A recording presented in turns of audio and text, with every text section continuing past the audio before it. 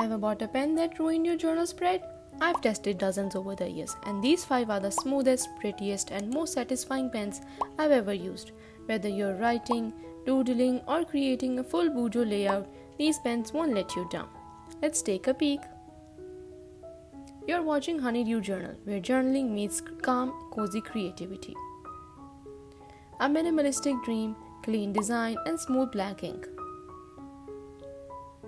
The second one glides like silk, perfect for daily notes or gentle lettering.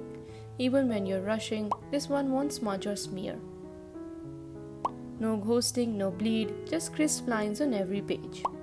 My everyday go-to, reliable and bold. So grab your favorite drink, I've got my buttermilk, and let's get into real magic and explore these beauties one by one. First up, the Tombow Fudenosuke soft tip brush pen. The grip feels really comfortable and steady, especially for those longer journaling sessions. It has this lovely bounce to the tip, soft enough to flex, but still gives you good control. I mainly use it for headers, small quotes, and brush lettering onto my spreads. It writes beautifully on most paper types, and the ink dries pretty quickly, so smudging is rarely an issue. One small downside though, the tip is soft, it can fray if you're heavy-handed or use rough paper too often, but if you're gentle with it, it lasts a long time. It's definitely a must-have if you love a more expressive writing style. If you're looking for something with more flexibility and color variety, this next one might be your new favorite. This is the M&G Dual Tip Brush Pen. The grip is light and comfortable. You get 2 tips in one pen, a flexible brush on one side and a fine marker on the other. The brush tip glides really smoothly, especially when doing large headers or expressive strokes. The fine tip is really great for quick notes, underlines, and adding structure to spreads. It doesn't smudge easily, but it's best to let the brush side dry for a second or two before layering anything over it, especially on a sleek paper. One thing to note, it's not as pressure sensitive as higher end brush pens, so the line variation isn't super dramatic, but that makes it easier to control, especially if you're a beginner. I reach for this pen when I'm practicing hand lettering. It's great for journaling on the go and really good for beginners. Now if you want something bold, vibrant, and full of color, this one's a classic for a reason. This is the Tombow Dual Brush Pen. It has a super sleek body with a nice grip and it feels really balanced in the hand. The brush tip is super smooth. It gives you those big sweeping strokes for headers or illustrations, while the bullet tip on the other end is perfect for clean lines, boxes, or layering details. I mostly use it for my quote pages and decorative headers. It doesn't smudge easily. The ink is water-based, so it plays really well with blending too. The only downside is the brush tip is quite soft, so it can fray faster than you'd like. But if you use it with care, it holds up really well. It's definitely a favorite when I want to add that extra flair. Let's switch gears to something a little more structured and precise. These are the Staedtler Fineliner with a 0.3 mm tip. The grip is simple and lightweight, which makes them super easy to use for detailed work without any hand strain. The ink flow is smooth and consistent with no skipping, perfect for drawing lines, creating trackers, and writing smaller text where clarity really matters. I mostly use them for creating calendars, boxes, layout. They are also great for layering over highlighters without any smudge. Smudging isn't really a problem with these, especially since the ink dries quickly. One little downside is that the tip can wear down because it's fine. It's not ideal for texture or rough pages, but overall they're amazing for journaling, sketching, and even detailed doodling. They're always in my pencil case, a total essential. And finally, let's end with something super fun. These are the Crayola Super Tips, and yes, they're technically made for kids, but don't let that fool you. The grip is chunky but comfy, and the conical tip makes them surprisingly versatile. You can get thin lines with a point or broad strokes by tilting the pen. I love using them for coloring, bold headers, and playful spreads. They also blend decently with water for soft effects. Then dry fairly quickly, so smudging isn't a big issue, but the ink can get a little streaky if you're layering too much or working on very smooth paper.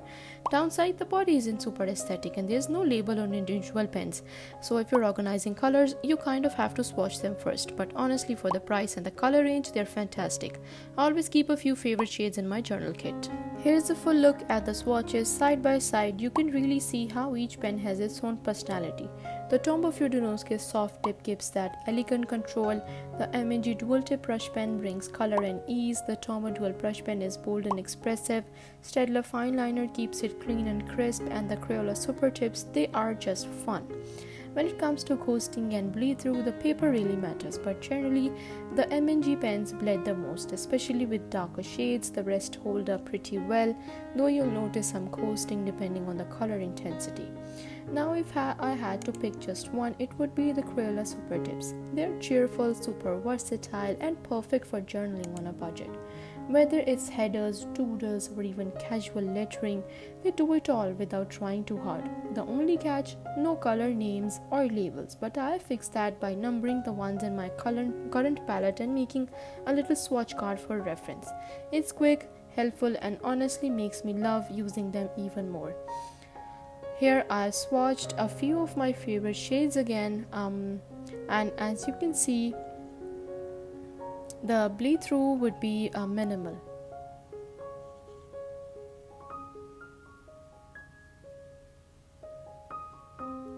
And just to show you how much I actually use these pens, here's a flip through from the last 2 years of my journals. You'll spot them everywhere, in headers, in doodles, in mood trackers, in hand lettering, literally everywhere. And that brings us to the end of today's video. I'm gently tucking each pen back into its little home because honestly they have each earned their spot. It's wild to think how much creativity these simple tools have sparked for me. Just flipping through these pages, my journals from the past 2 years, fills me with so much gratitude.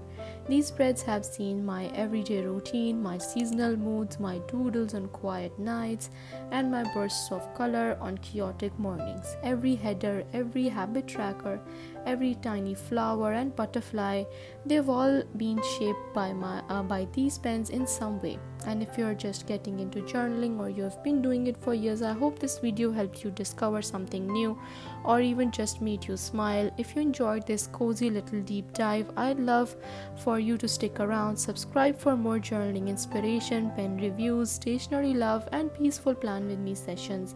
And feel free to drop your favorite journaling pen in the comments. I always love hearing what others are using. Thank you so much for being here. Your support truly keeps this creative space alive.